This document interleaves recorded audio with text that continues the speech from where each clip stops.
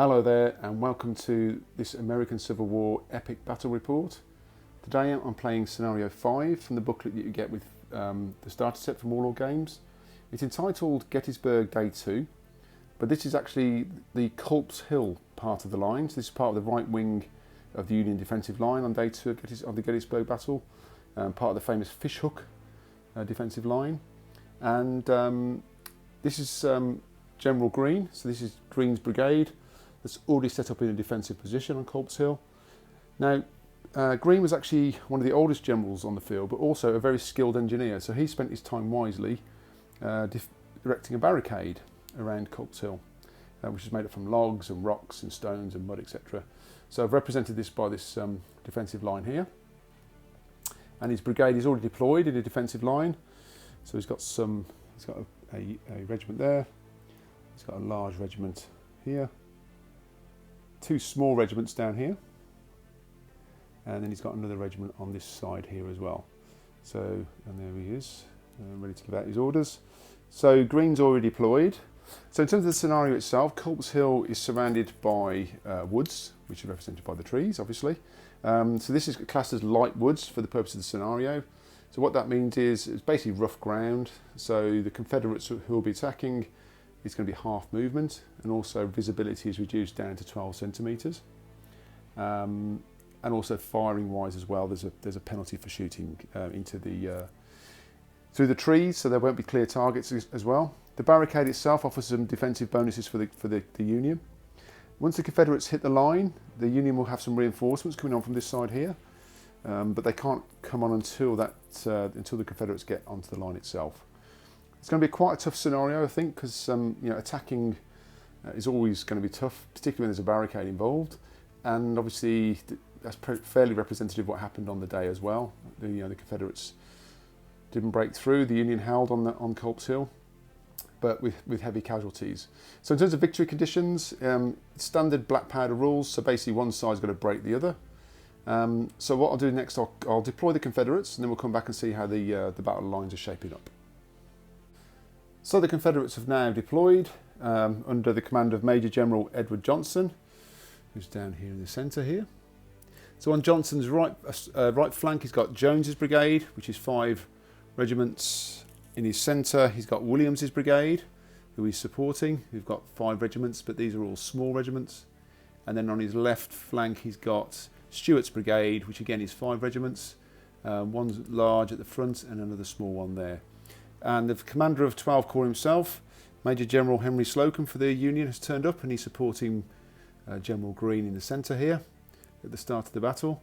So there's some really nice flavour to this game, because some of the units have got various special rules. So some of the Confederate units have got the Rebel Yell, which means they get a bit of bonus in hand-to-hand combat. Some of the units in Williams' brigade have seen the Elephant, which means they're going to need a little bit more coaxing to do stuff. Some of the units are brave. We've got some tough fighters in there as well.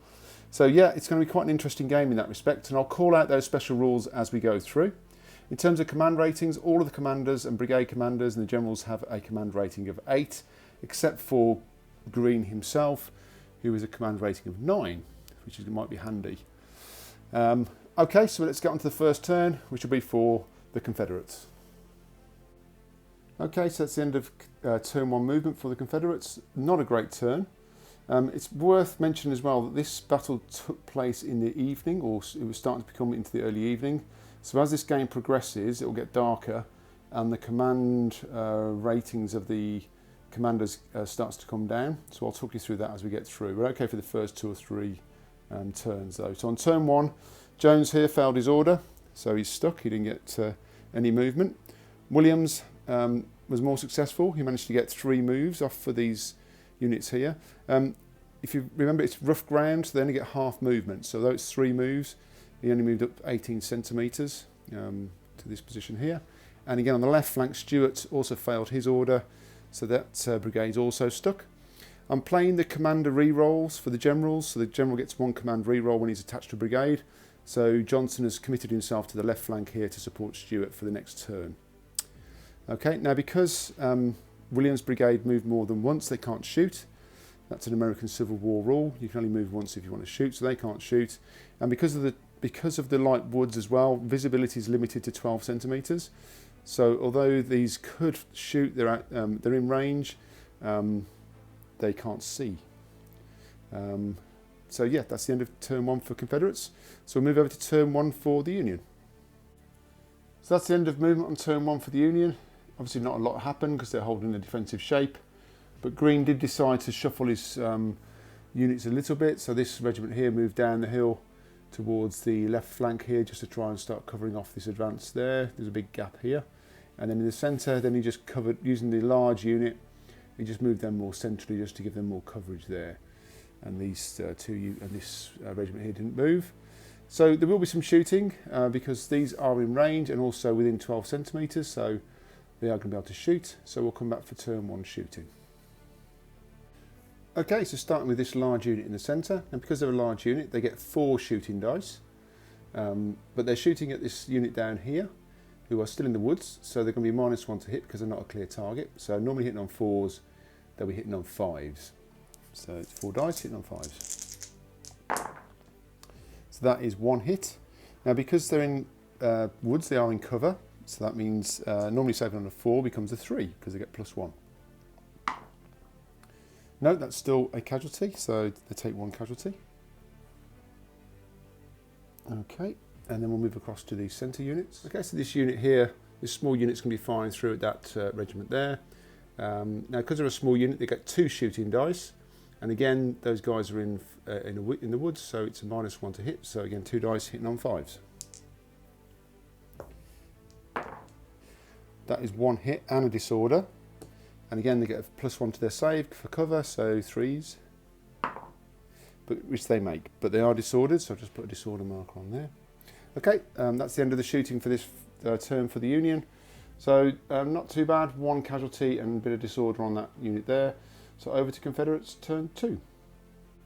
So that's the end of turn 2 movement for the Confederates. A much better turn this time round. So over here on the left flank, Stuart's brigade, with the help of the general re-roll, managed to get 3 moves off. So he moved it right towards the barricade. Similarly on the right flank, Jones managed to get 1 move, hoping to get a bit more, but just got the 1. But at least they're advancing forward now and start putting some pressure on this this left flank of the Union line. And then in the centre, decided just to stay still. I mean, these are all small units, so charging a large unit is going to be really tough, to be honest. So they're all in American Civil War. You can't charge on initiative. You have to be ordered in. And it's a -2 command modifier if you charge into a frontage. And these guys, these 2 regiments here, have seen the elephant, which basically means they're battle-wise. They've seen it all before, and they need to be coaxed in a bit more. So that's a further -1. So they would be -3 to charge, and these would be -2. Plus, they were going to get a bucket load of closing fire from a large unit. So I think for the moment they're going to sit still, hopefully get some shots in and start to get some casualties and try and weaken this line if they can. Finally, the general, he came across to the right flank, having supported Stuart successfully to try and support Jones in the next turn. He didn't quite have the movement to get all the way across the board, so it's going to take another turn at least to get across to support. But at least they're moving and they're putting some pressure on the Union lines. Okay, so over to shooting. Okay, so starting over here, basically we've got 2 regiments here who can shoot through at that large unit. Now, in the rules for this scenario, it does say that if there's a unit directly behind the barricade, it's a -2 to hit for shooting, which is interesting because they're basically classed as not clear targets, which is normally -1. But the rules for this particular scenario say -2, so maybe it's a little bit harsh, but fair enough, we'll go with that anyway. So this front unit will start first. It's got 2 shots. Because it's a small unit. It's also disordered, but it doesn't stack, so it's going to be 6s to hit whatever. So we'll do that first. So 2 shots hitting on 6. Nothing there. And then similarly for the guys over here, even though they're not disordered, because of that -2, they're going to be on 6s anyway. So that's another 2 shots hitting on 6s. Nothing there either. So no more shooting because these moved more than once. And although these guys moved once, again, because that unit there is over 12 centimetres away and they're in light woods, they can't be seen. So that's the end of fairly tame shooting phase for the Confederates. So we'll move over to turn 2 for the Union. So that's the end of movement on turn 2 for the Union. And again, not a lot other than, again, General Green was successful in getting this unit here, this regiment, just to shuffle over a little bit further and basically close down the gaps here. So now there's not a gap big enough for a regiment in line anyway to pass over that barricade without coming into contact with the units here. So just to kind of secure that left flank a little bit, and that's about it. So we've got plenty of shooting now for this turn, so I'll come back for that. Okay, so starting on this right flank of the Union line, this regiment here is going to shoot down into that large unit that's approaching. So again, they get 3 dice because they're a standard unit. But because, again, we're in light woods, it'll be -1 to hit, so we're hitting on 5s. That is 1 hit and a disorder. So it's, again, they're in cover, so it's 1 save of 3, which they make, but they are disordered. Okay, and then we'll come across to the centre. Okay, so I've got 2 small units here. Both are going to be firing at that regiment there. Now, because they're both together, I'm going to do this as a... I'm just going to roll them together because they've got the same modifiers. Again, because they're going to be hitting on 5s because they're in light woods. So 4 shots, hitting on 5s. That is 1 hit and a disorder. And again, 1 save of 3 required, which they do make. But again, another disordered unit here. Okay, and we'll come across to the left flank. So again, this large unit is going to shoot down at that unit there. By the way, I noticed I had a disorder marker on that unit there. So that would have come off at the end of the turn, so I took it off basically. So yeah, so again, we've got 4 dice hitting on 5s. Again, another disorder, so I'm getting the hits in, get some disorder. 1 save of 3, which they don't make again. So that is 2 casualties now.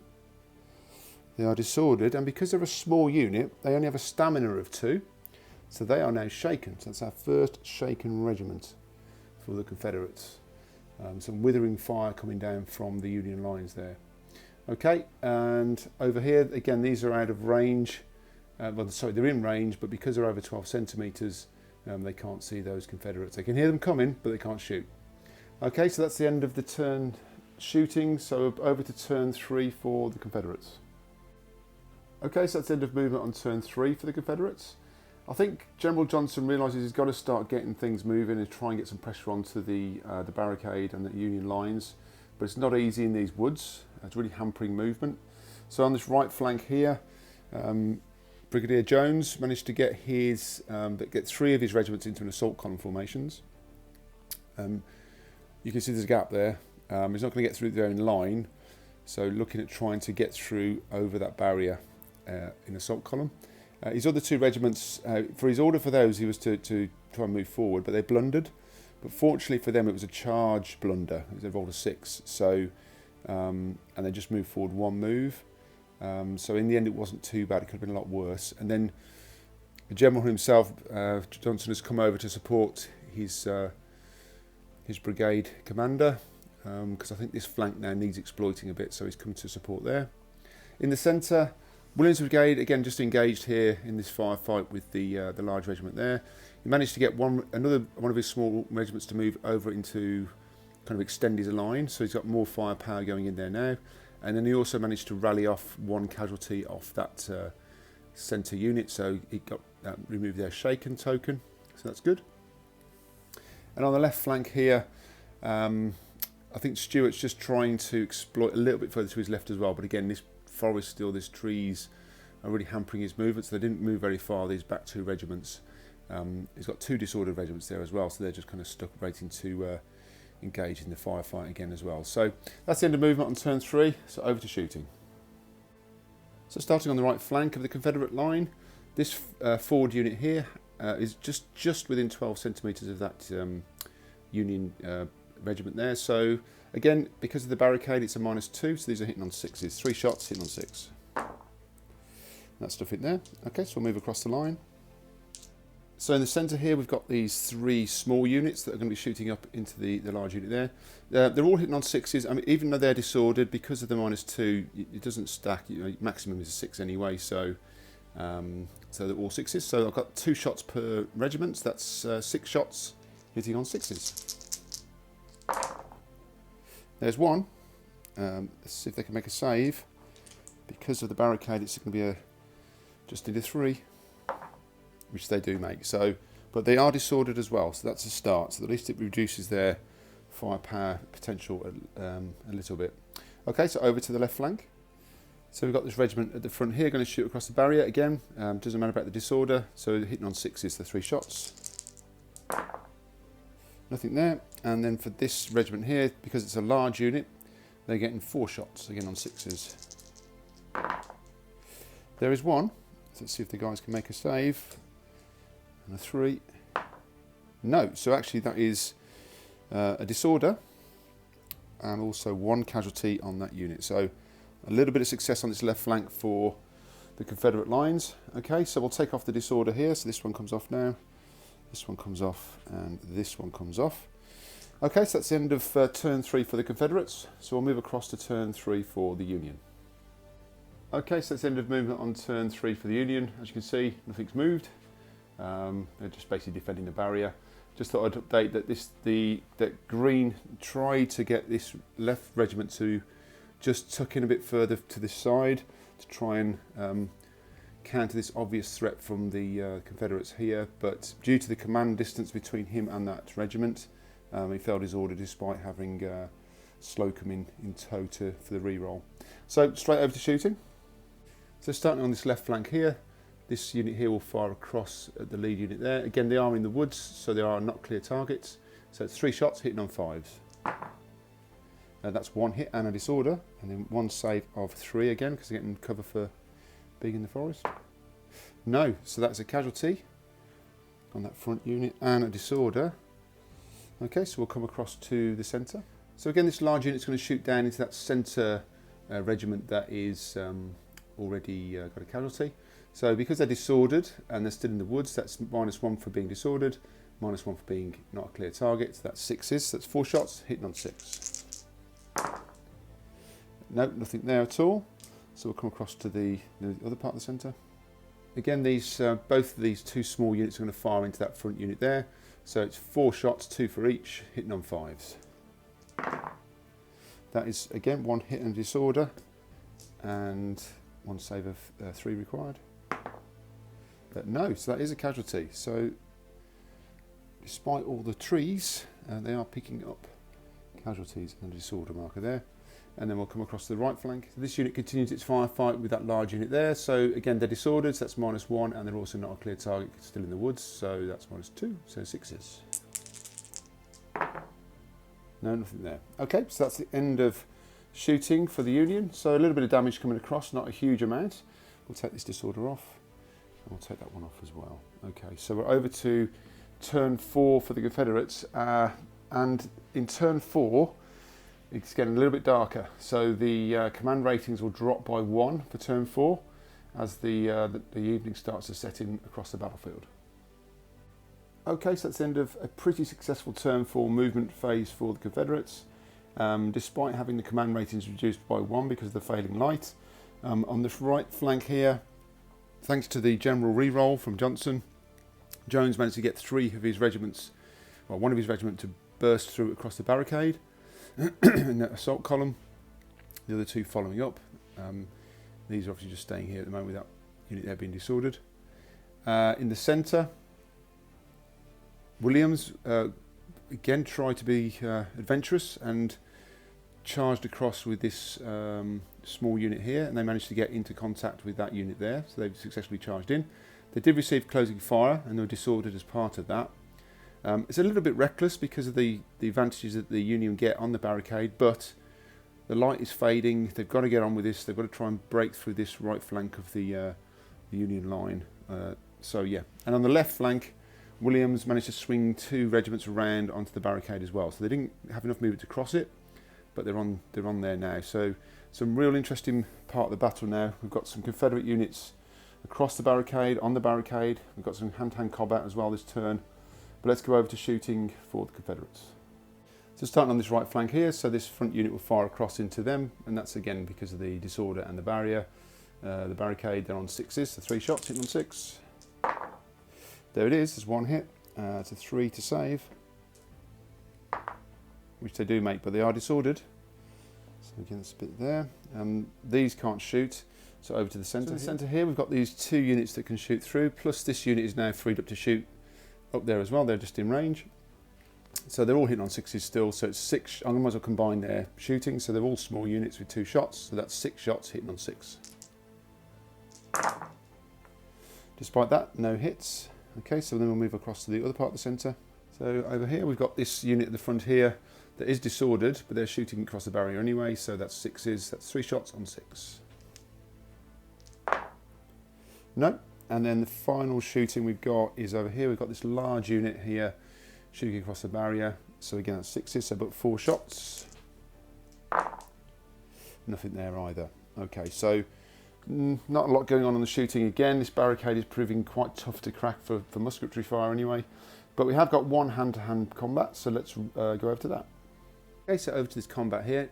Now this Confederate unit here was one of the ones that had seen the elephant, so that special rule.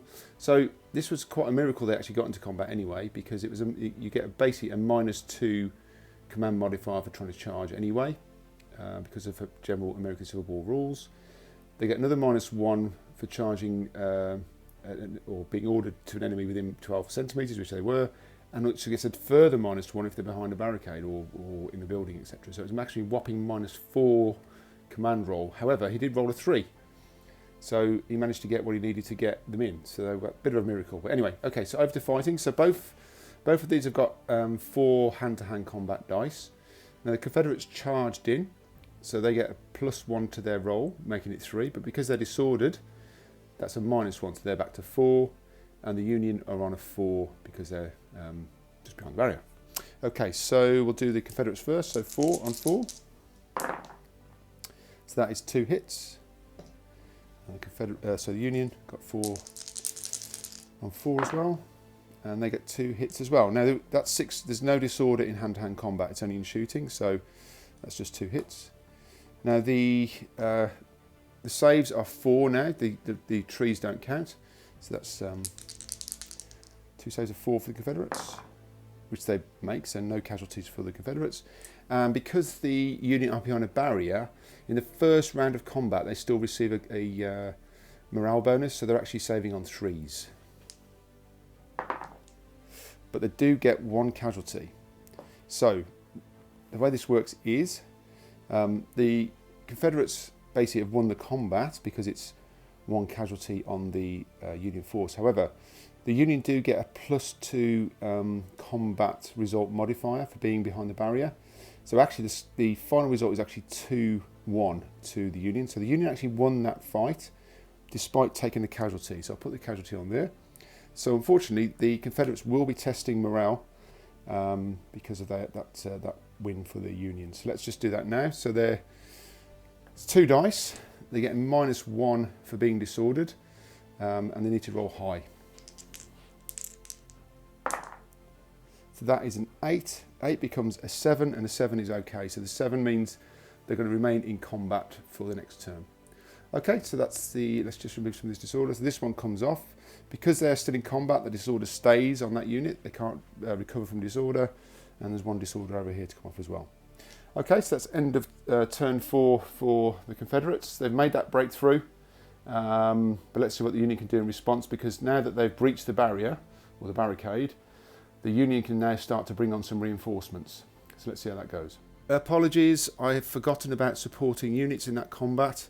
So the unit here was supported by this unit here, which would have given them a +1 modifier to the combat results, but also the Union was supported here, so that would have been +1. So to be honest with you, they just cancelled each other out, but I had forgotten about supports.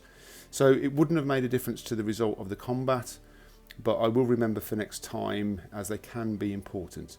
Okay, so over to turn 4 for Union. So that's the end of turn 4 movement for the Union. Some difficult choices to make here for Slocum and Green. To whether to start to withdraw units off the line to defend against these breakthroughs, or to just hold their ground. The decision was hold your ground. I think this unit here is disordered anyway, so they'd have had to do a disorderly retreat, which is a bit of a disadvantage for the next turn. This large unit here, if they start to retreat off the barrier, off the barricade, to try and check this advance, then it's going to open the way for all these units here to cross the barrier as well. So they're just going to try and hold out, because we have now got some reinforcements coming on the boards. This is the reinforcements from 11 Corps. We've got 4 regiments here, 2 regular, 2 small. I mean, these have all seen the elephant as well. So again, these are battle-wise units. They've seen a lot of the war. They know the score. So they're not going to be the easiest units to get into combat or to support. However, they come on in march column. So at least, although there's a command penalty for the fading light, you'll get some command bonuses for being in march column to just try and get them as quickly up onto the line as possible. There are some more reinforcements to come on the next turn as well. And then again, same over here. Although these haven't crossed the line yet, these are just holding on to their position, hoping to hold out as long as they can for the reinforcements to arrive. Okay, so we're going to go over to turn 4 shooting for the Union. Okay, so starting on the left flank here. So as in previous turns, because the unit is disordered, they're getting -1 to their shooting, and because they're still in the woods, they're getting another -1 because they're not a clear target. So that is going to be 3 shots hitting on 6s. In black powder, even though the general and the brigadier is in the line of fire, so to speak, you do ignore them for the purposes of shooting. So it's just going to be 3 shots hitting on 6s. And there's 1 and a disorder, and a save of 3 required, which they do make, but they are disordered. Okay, so we'll come across to the centre. And this firefight continues here. So the large unit's going to shoot down at that unit again that's got 1 casualty. So 4 shots, not a clear target because they're in the woods still, so that's going to be 5s. Nothing. That's pretty poor shooting. So we'll move across to the other part of the centre. So because these are now engaged in hand-to-hand combat, it's just going to be this unit here that can fire across there. So it's, again, because they're a small unit, that's 2 shots, and they're going to be hitting on 5s because they're not a clear target being in the woods. But that is 1 hit and a disorder. Just put that on quickly. And 3 to save. No, so that is another casualty. So almost shaken as well. So some casualty come across. And finally, we'll just come across to this side. And again, that's 3 shots here hitting on 5s. That's 1 hit and a disorder again. 1 save of 3, which they make, but they are disordered. Okay, so difficult time shooting in this game, but we have got 1 hand-to-hand combat in the middle here, so we'll come back for that. Okay, so over this hand-to-hand combat. So both are small units, so they're getting 4 dice, 4 hand-to-hand dice each. And because the Union won the combat in the last round, they get +1 to their rolls, so they're hitting on 3s. And because the Confederates are still disordered, they're hitting on 5s. So we'll start with the Union. So it's 4 dice hitting on 3s. Okay, so that's 3 hits for the Union, and then 4 rolls of 5 required for Confederates. Just the 1. Again, no disorder for that. So we'll do the Union saves. So they don't now, because it's now the second round of combat, they don't now get the modifier for fighting behind the barrier. So they are saving on a 4, which they don't make. So that's 1 casualty for the Union, and then 3 saves for the Confederates on 4, which they make. So that is 1 casualty for the Union.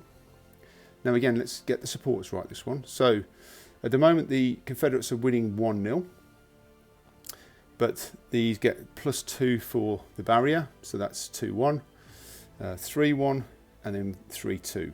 So still, they won that combat. So, but they are now shaken because they got an extra casualty. So that's something for the Confederates. So still no casualties, but they are going to be testing because they lost that combat. So it's 2 dice, and again, -1 for being disordered. So that becomes a 5, so they will be retreating from that combat. Okay, so I'll do that, and then we'll come back for turn 5 for the Confederates. Okay, so it's end of turn 5 moving for the Confederates. It's a very tricky game, this, with the fading light, which is reducing command rolls, the forest, which is making the woods, sorry, that's making the movement difficult. But this unit here, under initiative, managed to just reorganise themselves this way. So, but I couldn't get anything else across the barrier or the barricade. So these are kind of just bunched up here. But at least these are now reformed and in a menacing position against this flank of this large Union unit.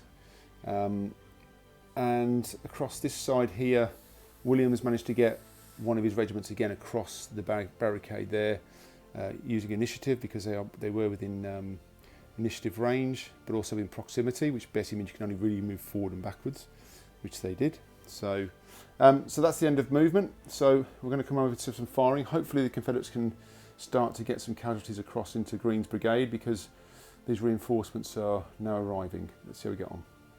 Okay, so starting on this right flank here, so this unit's going to again fire across here in this ongoing firefight, but also this unit here can now shoot in here as well. Now they're in assault column, but they get 1 shooting dice, so I might as well combine those together. So that's going to be 4 dice, and again because the barricade is -2, so 6s. Nothing there. Okay, so let's come across to the centre. Okay, so Williams actually did manage to pull another unit forward in movement phase. I forgot to mention that there. So he's back to having 3 small units on the line. So they're again all going to fire in one go. So that's hitting on 6s. So 6 shots. There's another hit. So can they save on a 3? Let's see. No. So they get a casualty and they are disordered. So that's going to put them in a bit of a pickle for their turn against these Confederates. Okay, so let's move across to the other part of the centre. Okay, so starting here. So although this unit is disordered, they have got a line of sight across to them, but I'm going to reduce it down to 1 shot. Normally get 2 as being a small unit, but they can shoot through that gap there, that's fine. Again, because the barrier it's -2, so it doesn't really matter, so it's going to be a 6. So 1 dice hitting on a 6. Brilliant, well done. So they did make it. It's 1 save of 3, which they do make. So that could have been interesting, because that would have meant they would have put them over their stamina for testing. And then this unit here is going to shoot across into those again. So again, it's going to be 3 shots hitting on a 6. There's another one, so they're disordered as well, and 1 save of 3 required. No, so they're making the saves because of the barricade, but that's another disordered unit. And then we'll come across to this left side. So this large unit's got 4 shooting dice again, that's on 6s. There's another one, and 3 save of 3 required, which they do make. So, but they are disordered. So, a reasonably successful shooting phase for the Confederates. We've seen disorder all the way across the line now. Just that 1 shaky unit though. So Green's brigade's hanging in there. So let's move over to, I think that's the end of the turn. Yeah, it is. So let's move over to turn 5 for the Union. Okay, so it's end of movement for the Union on turn 5. So in terms of the reinforcements, we've now got some 1 corps reinforcements coming on as well. So another 2 regiments there, and 2 small regiments, and 1 tiny regiment. So not the greatest of reinforcements, but at least there are some more units there. And this area here, by the way, is outside of the wooded area, so they can move a bit more freely. So I'm just bringing up the centre at the moment, and also being in march column means they get free moves if I fail orders. So again, it's about just a way of trying to guarantee at least some movement on a turn, and I needed it because this commander rolled 11, so but they got their free move, and these have deployed on this turn. And I've brought Slocum over, Major General Slocum's just come over to support this reinforcement advance to try and get a bit more certainty about getting them up onto the line as quickly as possible. Everything else didn't move, a lot because they're disordered. And finally, General Green managed to rally off a casualty on this unit here, so the shaken mark has now come off. So just keeping his line steady as best he can. So let's go over to some shooting on turn 5.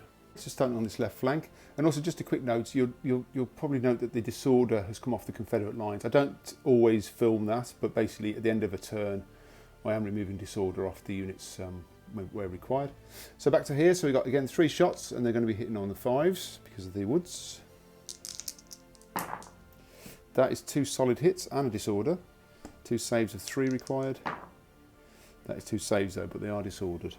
So again, those trees helping to reduce the casualties. So come across to the centre. So once again, this large unit's going to shoot down at that unit with a casualty, trying to keep this ongoing firefight going on. So that's, again, it's 4 dice, but because they're disordered again, that's going to be 6s because of the woods obscuring as well. So 4 dice, hitting on 6. No, nothing there. Okay, so further across the centre. This, both of these units, well, this one's now freed up from that combat, so both going to again fire into this unit here. Now because these are disordered, they're going to be hitting on 6s and these are hitting on 5s, so I'll do them separately. So do these first. That's hitting on 5s, 2 dice, a small unit.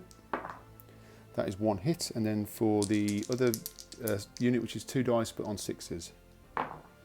No, oh, that's a shame, isn't it? So just 1 hit, and 1 save of 3, which they do makes. Okay, and then over to the right flank. And again, because they're disordered, that's going to be 6s to hit because of the being in the woods as well. So 3 dice on 6. But there's that 1 hit and a disorder, and 1 save of 3 required, which they do make. So again, another disorder marker comes back on these. So for me, this is an interesting duel because American Civil War, it's very hard to charge in. But this big unit could have potentially done some damage here because they're also tough fighters as well, so they get to re-roll in their hand-to-hand. But because this ongoing duel is basically keeps disordering each side, it's preventing them from charging in. So a bit of a stalemate, but no casualties coming on there. So that with that, there's no hand-to-hand combat. So that is the end of turn 5 for the Union. So where are we now? So we've got the reinforcements coming on.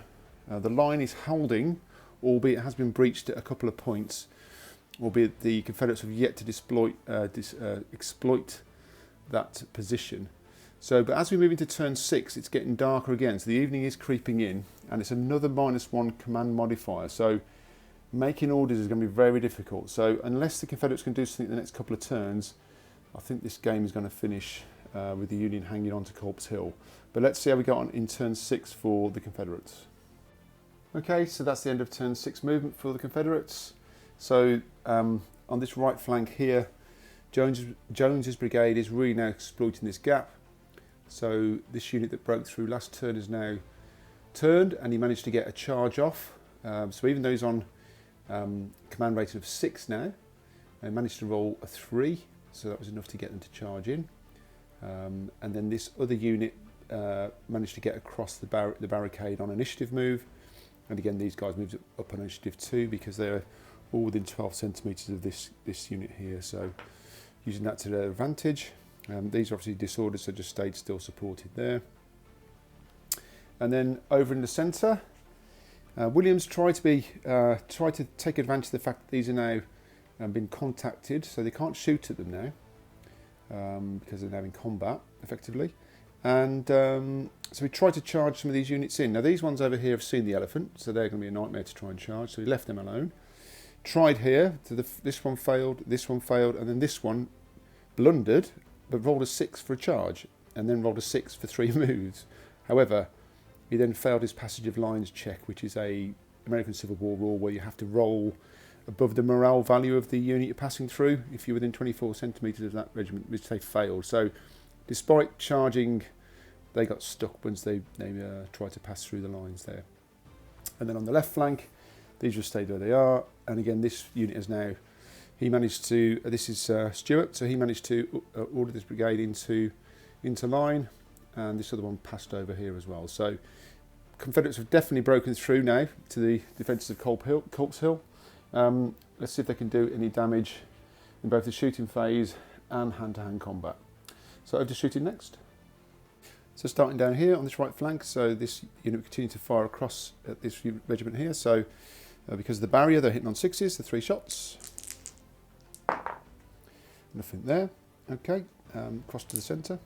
So this unit here can still shoot through, just using the 1 stand there through to this unit there. So there are small units, so just 1 dice, and they're also going to hit on 6 because of the barrier,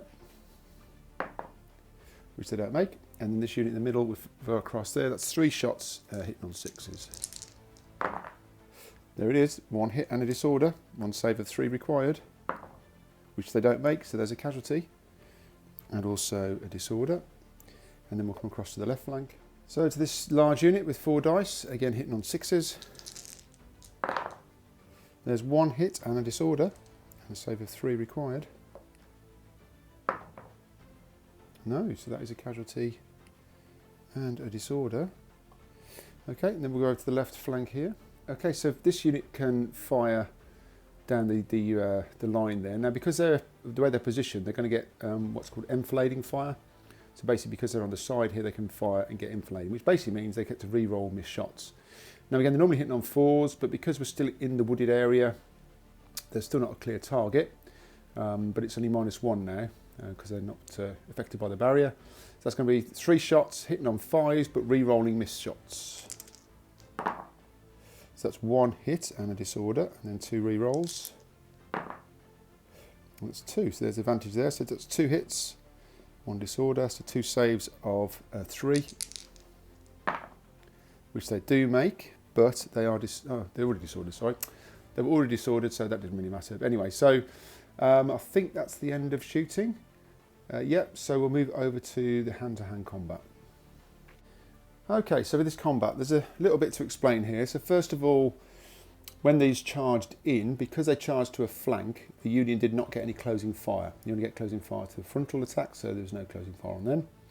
Secondly, because they're a large unit, they normally get 8 hand-to-hand dice, but you can only allocate a maximum of half your dice to a flank. So they're only going to get 4 attacks to this flank. And also, because they're engaged to a flank, they get -1. So these are basically getting 4 hand-to-hand dice hitting on 5s. These guys are going to get 6 hand-to-hand dice hitting on 3s because they charged in. And also, they've got the Rebel Yell special rule on this unit here. So basically that means they get to re-roll 1 of their missed hits. And also, the Union player, if they do score a hit, the Union player has to re-roll a save as well. So not quite as good as Tough Fighters, but it's still decent. So let's go first. So the Confederates are getting 6 dice hitting on 3s, re-rolling 1. So that is 4 hits, and then re-rolling 1 for Rebel Yell. Oops, missed. So that is 5 hits for the Confederates, and then 4 attacks on 5 for the Union. That is 2 hits. Okay. So 5 for the Union, 2 for the Confederates. So there's Confederate saves. Oh, and also, yeah, so he's got reroll saves, hasn't he? So Confederates get 2 rolls, 4 for saves.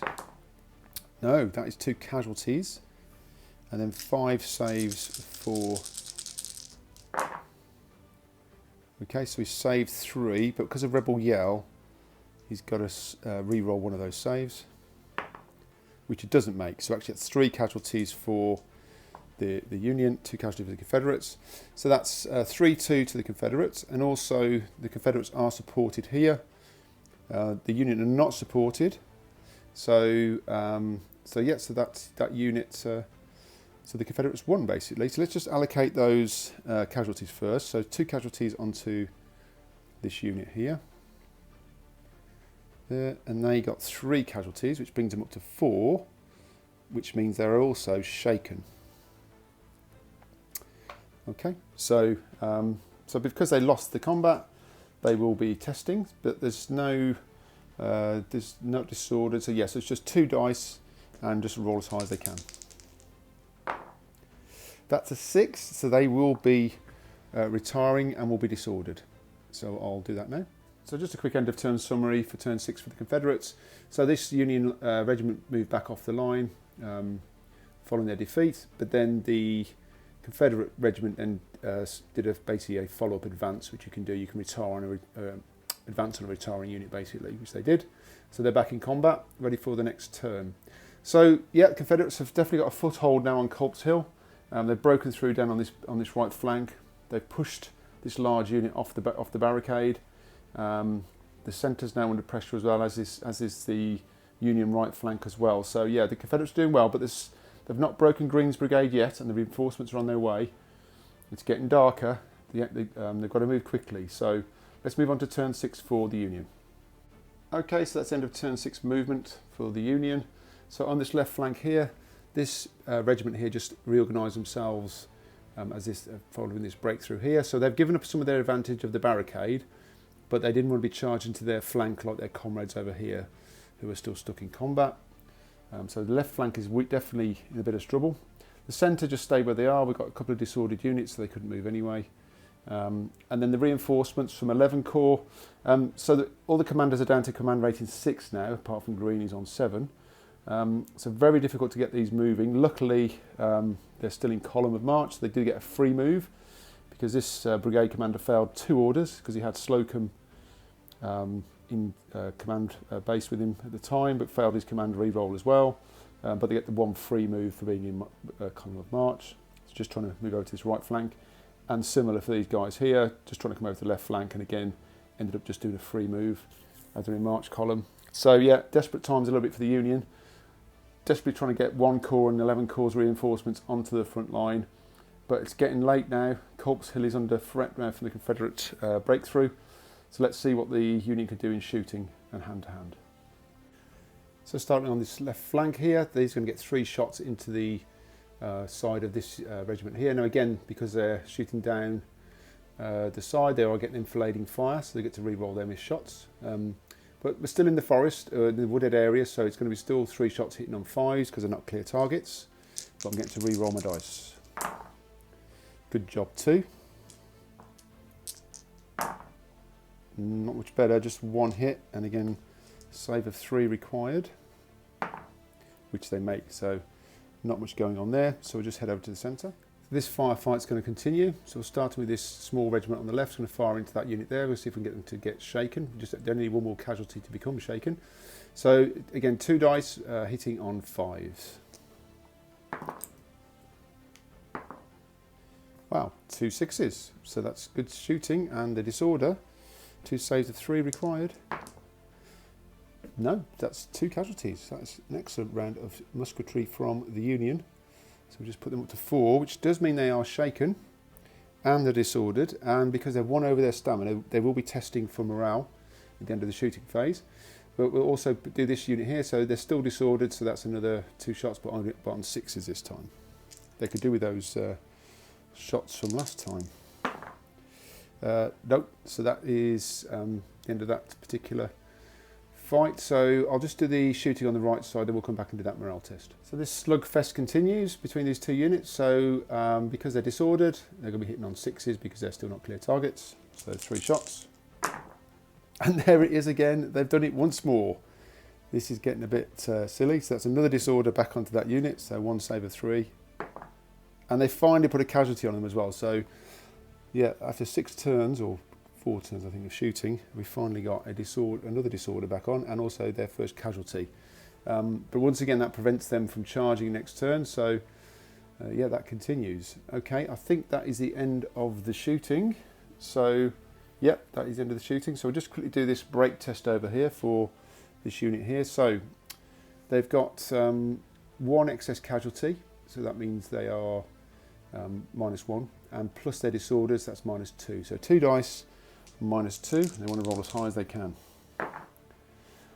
Well, there you go. So they are, well, actually they're classed as whipped. So whipped, basically, that's a 4 becomes a 2. Now in normal black powder rules, that means they'd be broken and they would be retiring. They'd be basically removed as casualties. In the American Civil War, there is a rule called whipped in firefights. It basically represents the attrition of the kind of prolonged musketry battles that happened in the Civil War. So, so they're not they're effectively broken from the point of view of the brigade, but they do stay on the table and they just retreat 1 move, but they don't also recover from shaken or disordered. So quite a long-winded rule, that one, but yep. So I'll just do that now and come back. So just finish off with this hand-to-hand combat. So once again, I won't go over all the rules again, but effectively the Confederates won the last combat, so they get the +1, so that's 6 dice hitting on 3s, and these guys again only get 4 dice, but because they're also now shaken and disordered, that's an extra -1 for, it's not stacked, but it's either or, and obviously they're being attacked to their side, to their flank, so it's -1 for that and -1 for those, so they're going to have 4 dice hitting on 6s. So we'll do the Union first because it's their yep, it's their turn. So 4 dice hitting on 6s. Wow, brilliant! What a great roll! 3 hits, 3 hits for the Union. Okay, and 6 hits back on 3s for the Confederates. And again, they've got the Rebel Yell rule, so they get to re-roll 1 missed hit. So that is 5. I think they needed that. And then can they get a full house?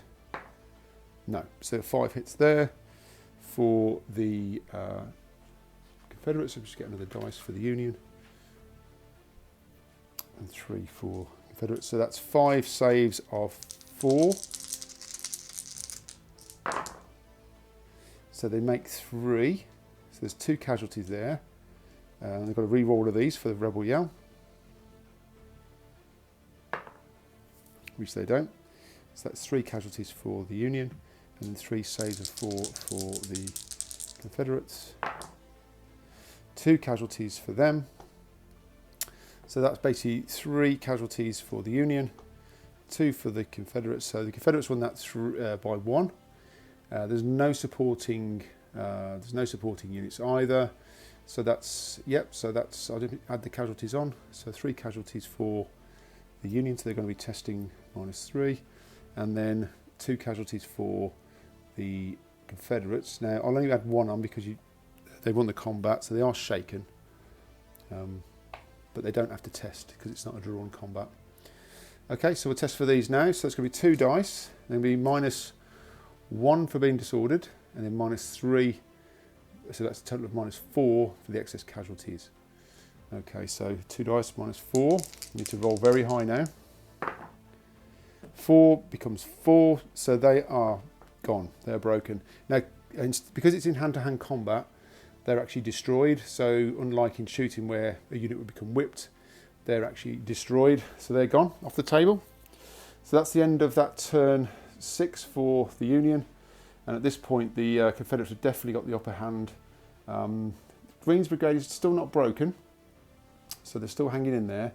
But this next couple of turns could be make or break now for the Confederates if they're going to win this game or not. So we'll come back for turn 7 for the Confederates. Okay, so it's the end of movement on turn 7 for the Confederates. So at this point here, Jones's brigade has kind of reorganised itself a bit. So this unit here is deployed into line to face off here. This unit moved up on initiative just to get enfilading fire across there. So there's going to be a bit of a shootout there. This unit made it across the barricade as well. These guys couldn't move any further because he'd failed his order when trying to move these guys a bit closer. So, but got a firm foothold across the barricade here. For Williams's brigade, he managed to get some of his units to move up towards the barricade, but couldn't get them to cross it. Again, this command rating of 6, even with a re-roll, is really tough now to do anything more than a couple of moves. These guys who saw the elephant are not moving anywhere. In the centre here, so on this is Stuart's brigade, so that's his whipped unit that's come off the line. This unit just stayed where it is to continue shooting across there. These guys are obviously disordered again, which was a shame. And then this guy's tried to charge in, but just couldn't get a low enough roll to do so. And then this regiment at the back just organised itself into line. So it's almost pitch black now. It's getting very dark. I think there's probably only one more turn left in this game. So this is rapidly heading towards a draw. But we'll see how we get on with shooting for the Confederates. Just starting with this unit down here. Now they aren't quite at the barrier yet. So this barricade is still providing some cover for the Union there. So they're going to get that -2. So it's going to be on 6s. Nothing there, but they are enfilading, so get to re-roll those again. No. And then this unit here, facing off there, is going to be on 5s. Nothing, so that shooting was pretty poor. Okay, so come across to the centre. So again, this unit here will shoot across to here, just with the 1 dice, so on a 6. Oh, no, close. And then over here we've got 2 shooting dice with this small unit across there on 6s as well. There it is, 1 hit. Can they make that save? So 3+ required. But they do make it, but they are disordered. And then across to the left flank, so we've got the 4 shooting dice here on 6s. There is 1 hit there, and save of 3 required. No, so that is, they are shaken. And disordered. Okay, and then we've got this unit here that's going to be shooting, enfilading down here again. So once again, that's going to be 3 dice hitting on 5s, but re-rolling. Nothing there. Nothing there. Okay, so that unit is shaken though. So that's the end of the, there's no hand-to-hand combat. So So that's the end of turn 7 for the Confederates.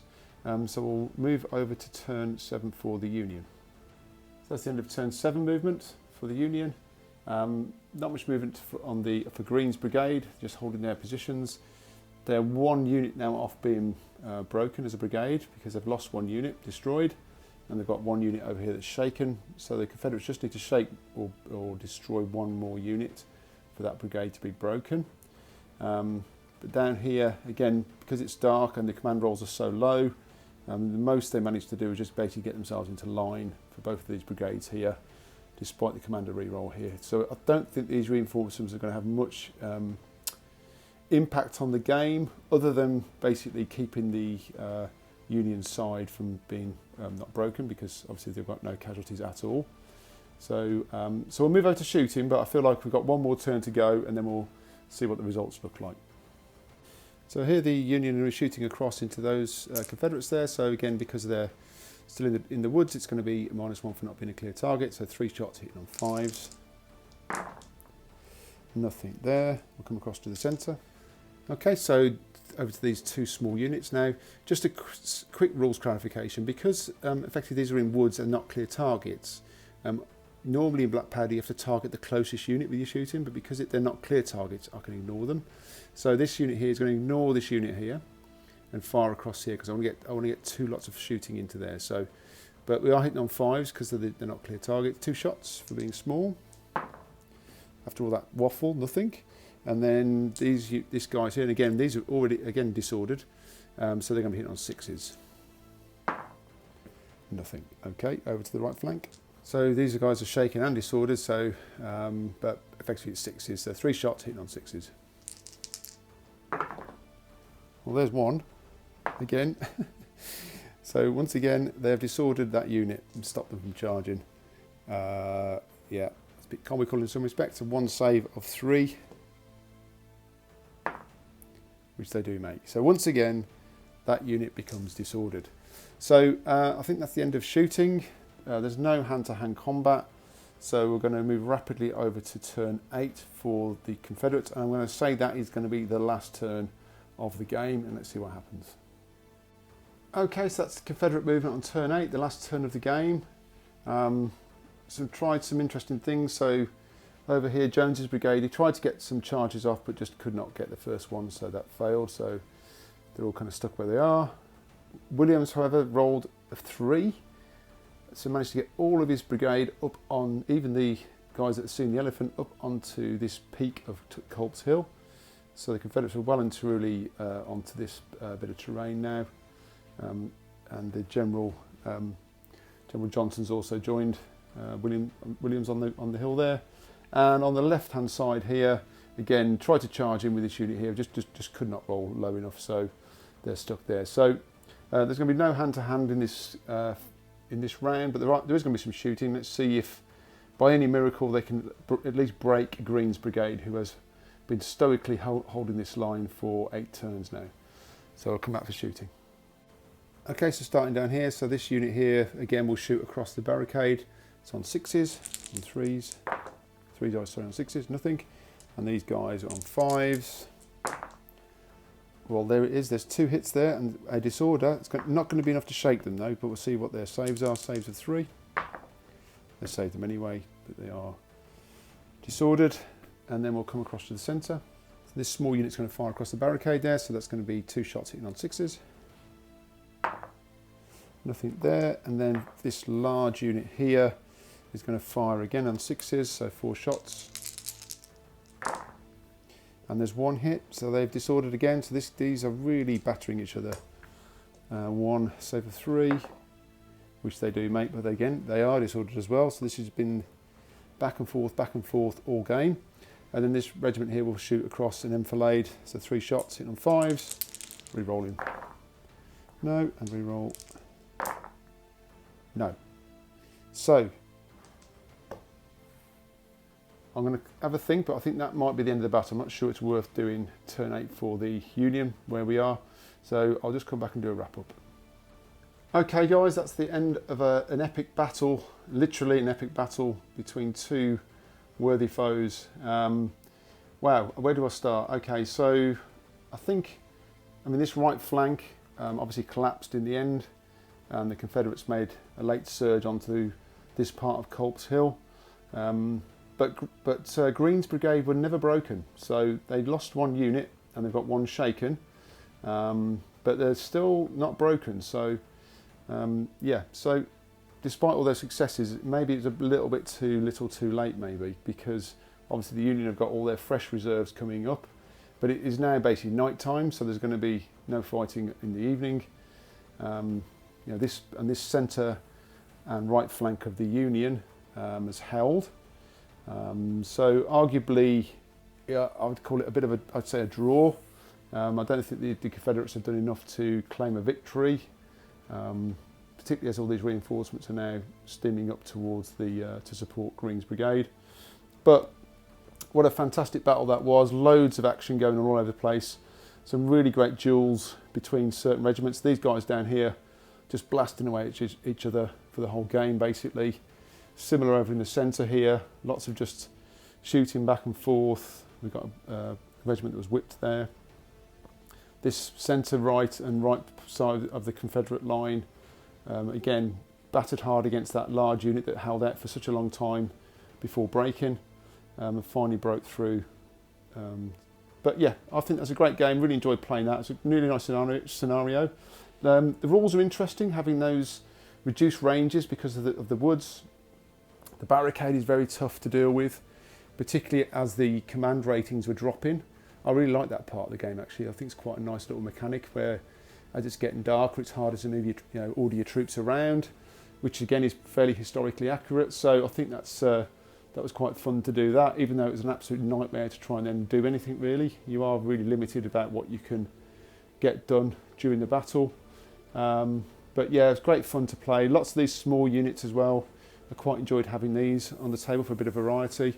I've done a bit of a discussion about these small units in another video on my latest channel update, so check that out if you want to.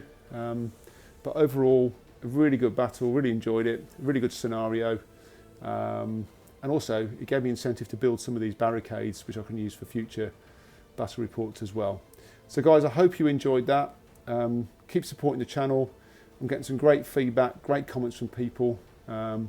It's really good fun for me as well. Really enjoying this epic battle system. And keep yourselves safe and catch you all soon.